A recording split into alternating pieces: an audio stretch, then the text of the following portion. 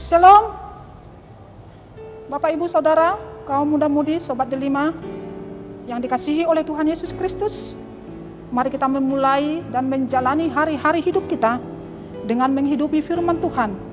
Tertulis dalam 2 Petrus pasal yang ketiga, ayat yang ke-9. Demikian firman Tuhan.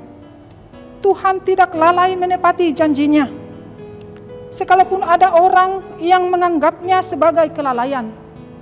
Tetapi Ia sabar terhadap kamu, karena Ia menghendaki supaya jangan ada yang binasa, melainkan supaya semua orang berbalik dan bertobat. Sobat Delima yang dikasihi oleh Tuhan, menanti adalah pekerjaan yang tidak enak dan sangat membosankan. Kalau kita menunggu seseorang berjam-jam, kita sudah berjanji bertemu dengan dia jam 10 misalnya, tapi kita tunggu sudah berjam-jam dan tidak ada informasi apakah dia datang atau tidak, pasti kita akan merasa letih. Bisa jatuh kita ke dalam sungut-sungut saudara-saudara. Memang saudara-saudara, janji manusia tidaklah selalu iya dan pasti. Banyak manusia berjanji, tapi janjinya itu tidak tepat, lalai, berbeda dengan janji Tuhan saudara-saudara. Janji Tuhan itu adalah iya dan pasti. Janji Tuhan tidak pernah kendor, tidak pernah lalai, tidak pernah tidak tepat. Tetapi mengapa ada orang yang mau mengatakan bahwa janji Tuhan itu lalai? Seperti dalam nas perikop kita, 2 Petrus pasal yang ketiga, dalam ayat yang keempat, dikatakan, di manakah janji tentang kedatangannya itu? Sebab sejak bapak-bapak leluhur kita meninggal, segala sesuatu tetap seperti semula pada waktu dunia diciptakan. Ini adalah perkataan dari pengejek-pengejek yang hidup mereka menuruti hawa nafsunya, mengatakan bahwa kedatangan Tuhan Yesus yang kedua kalinya itu tidak akan terjadi.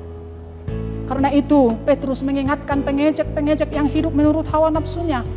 Bahkan kita saudara-saudara, Petrus mengingatkan dalam ayat yang ke-8.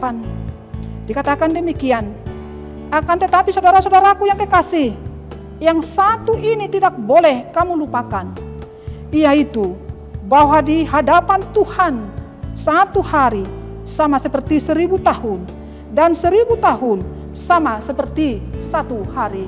Sobat Delima yang dikasihi Tuhan, waktu Tuhan itu berbeda dengan waktu manusia.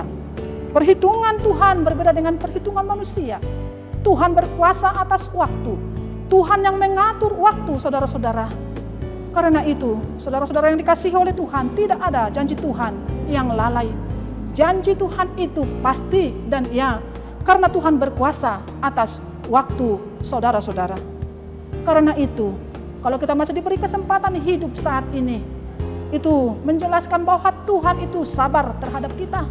Kita diberi anugerahnya hidup, karena Tuhan menghendaki supaya jangan ada satu orang pun dari hidup kita, dari kita yang binasa, tetapi supaya semua orang berbalik dan bertobat. Saudara-saudara yang menjauh dari Tuhan, yang tidak hidup bersekutu dekat dengan Tuhan, dipanggil supaya kembali kepada Dia, intim bersekutu dengan Tuhan. Saudara-saudara, saudara-saudara yang jauh dari Tuhan dengan melakukan perbuatan-perbuatan jahat, Tuhan berfirman supaya kita bertobat dan meninggalkan itu. Kita hidup dalam kasih, kedamaian, sukacita, anugerah Tuhan. Saudara-saudara, itu yang dikehendaki oleh Tuhan. Tuhan pasti datang, kedatangannya seperti pencuri. Dia pasti datang, saudara-saudara. Waktu Tuhan adalah iya dan pasti. Amin. Selamat beraktivitas, Tuhan Yesus memberkati.